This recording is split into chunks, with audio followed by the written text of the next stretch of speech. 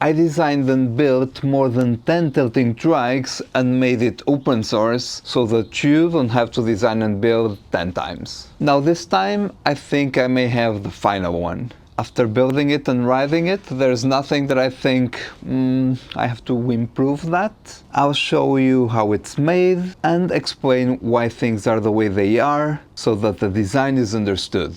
And I share the CAD drawings. Let's get right into it. I will explain everything from the point where I extended this bike frame.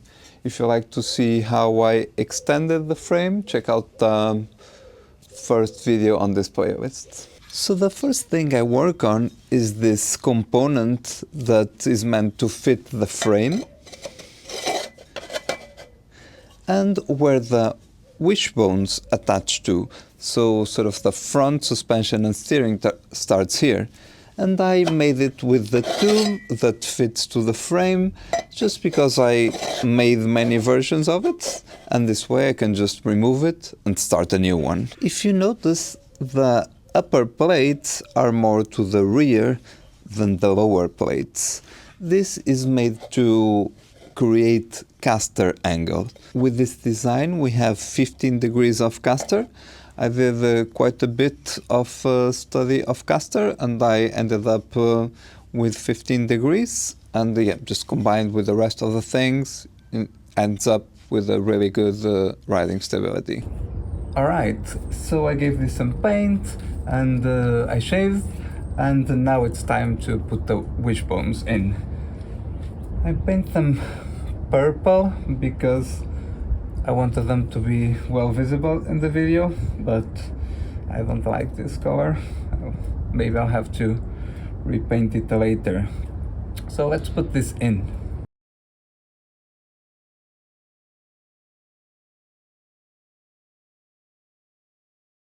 They are in. So about the wishbones, as I said before, the upper one is behind the lower one. This is to create the caster angle, 15 degrees. And if you notice, also the upper one is shorter than the lower. And this is to create kingpin inclination. With the component that I'm going to install here, called the Knuckle, all these geometries are going to come together. Alright, so the next component is the steering knuckle. This component is designed to connect to the upper wishbone, to the lower wishbone, and also to the wheel axle. That is a little bit to the back to create trail. Because it's a little bit complex, the shape, and kind of thick as well, and also it has to be fabricated with some accuracy because it combines, you know, the other geometries. I really cannot make a good one at home.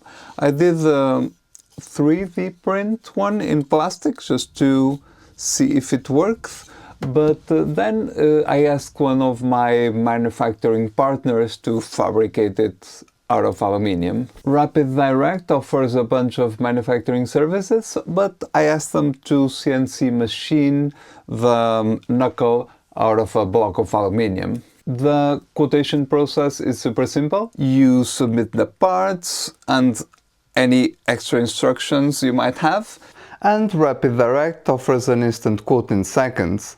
In my case, I added a thread feature which required manual review, so it took a few hours to get the quote. And once the quote is accepted, it took a few days to be shipped and arrived in a few more days. It came super well packaged and the parts look beautiful.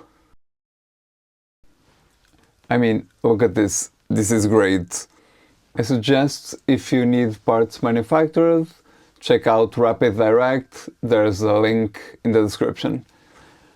Now, I did manufacture the brake bracket at home, it's kind of simple, and now I'll have to weld it here. Let's do that.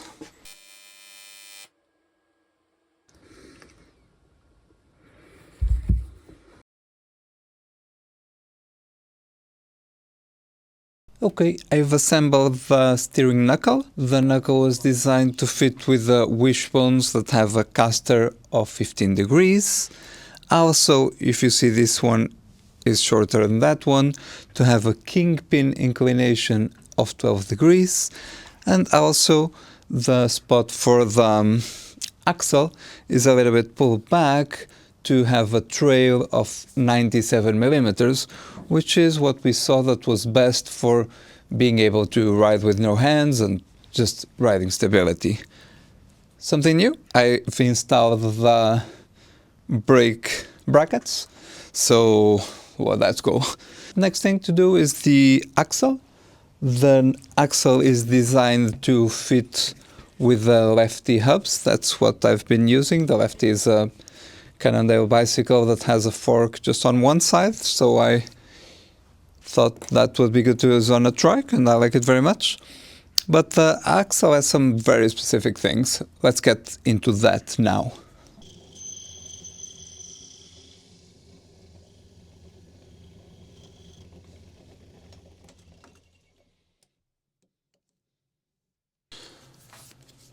So here's what I'm hitting a problem. A while ago I had a very basic course just to make this axle actually, and that was pretty good. And then I had another idea, which was to buy a small lathe for my workshop. And I didn't know what I was doing, so I bought this, and I just cannot make something accurate with this. It has some play on everything that somehow I didn't see when I was buying it, and I think even the tool holder kind of... Does it bend or it moves? So there's just no way I can make an axle very accurately with this. So this time I think I do some proper research before finding a solution. So I work hard on it, and I eventually come to an idea that I think will make sense. Could I mill an axle? Not with the spinning material, but with my CNC machine fourth axis? I think it's not made for this, as they advertise it making chess pieces and so on, but I gave it a try. After making the first, I concluded that the machine doesn't have as much dimensional accuracy with the fourth axis as it does with just three, and I was able to come up with two that are good enough. Finally, I did have to use the lathe for the hole in the axle, which came out alright. So I do need your help on this, boys and girls. Yes, many girls watch my channel. So what I need from you is to know the distance of the axle needed to pre-tension the bearings of the hub. Here's the drawing of the hub, kindly supplied by one of the manufacturers. And what you can see here is the distance between the bearings. And how I think the axle needs to be designed is to have a little bit less distance between the walls, so that when you tighten it, it tensions the bearings in the way that allows them to rotate freely, and there's no play. Here's what happens when the bearings are pre-tensioned too much. The wheel spins seemingly okay, but when it comes to a halt, we can more easily notice the friction. Also, if I hold the knuckle, you see how it doesn't rotate, it's being held by friction. On my last attempt, I think I got it just right. The wheel spins forever, and see how the knuckle rotates freely, and there doesn't seem to be any play. So my last value of the axle to tension the bearings is to be 0.1 millimeters shorter, so that the sort of bearings are tensioned and squeezed together, like in a bicycle head tube. I know that someone's watching knows this more than me by experiment, so, what is your value to tension the bearings? 0.1 millimeters, is that okay? Let me know. Let's put this in the trike.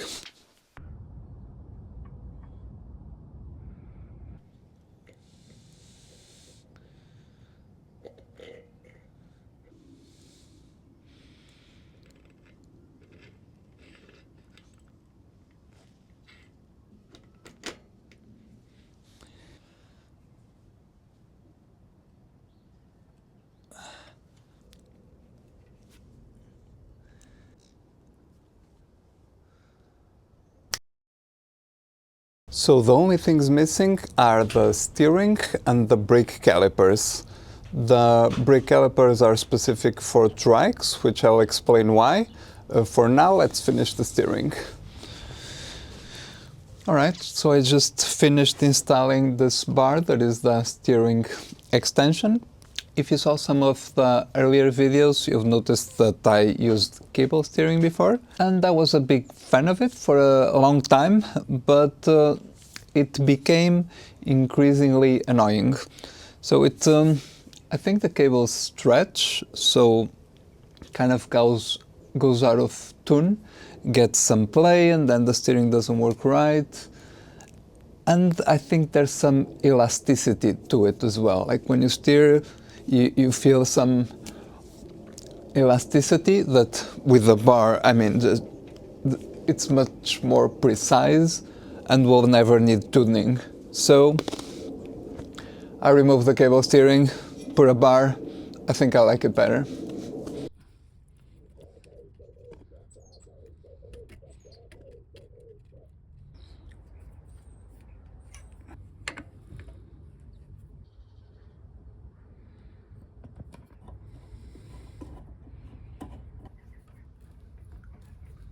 Well, brakes.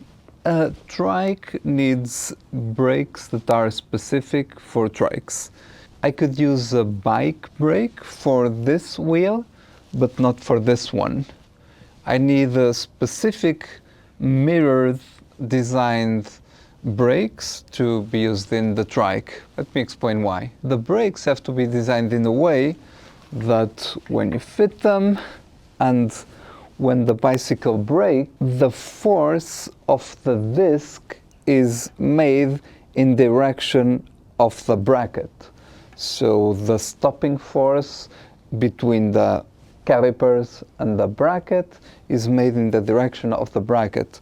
And this is how it's designed in the bike, and I can use it in this wheel because in a bike you always mount the calipers with the disc to your right, and that's why I have the disc to my right here, so I can use a bike caliper for this one.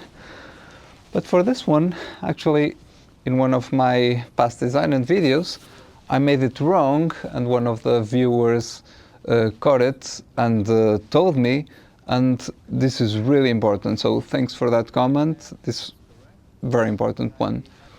If you assemble a bike brake on this side, what happens is that due to its design to be made on the other side, when you brake, the force would be made to pull out the calipers from the bracket. So what's securing the calipers are the bolts. Yeah, you cannot do that. So the frame has to secure the calipers, not the bolts, so that all your braking force, you know, your mass, the trike, the cargo, when you're trying to stop, you cannot depend on the bolts to hold it. You should depend on the frame. So there are calipers specific for trikes, and that's what I got. So let's put that in.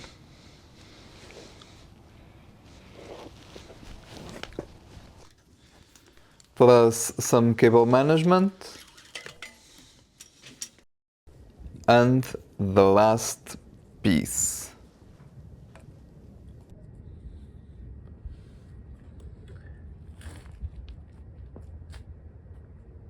As the project approaches the end, I like to think how it started. This was my first metalworking project. In the beginning, I didn't know how to weld.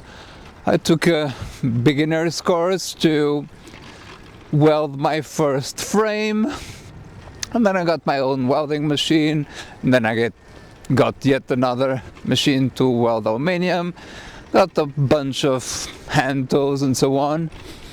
And I also learned with you so many things about vehicle geometry. Even in the last video, those experiments were so interesting to find how you can make your geometry to, ride with no hands in the steering wheel. So thanks for joining in. I look forward to sharing new stuff with you. So I did leave a treat to the end. I'm gonna show you one of the most beautiful streets in Amsterdam.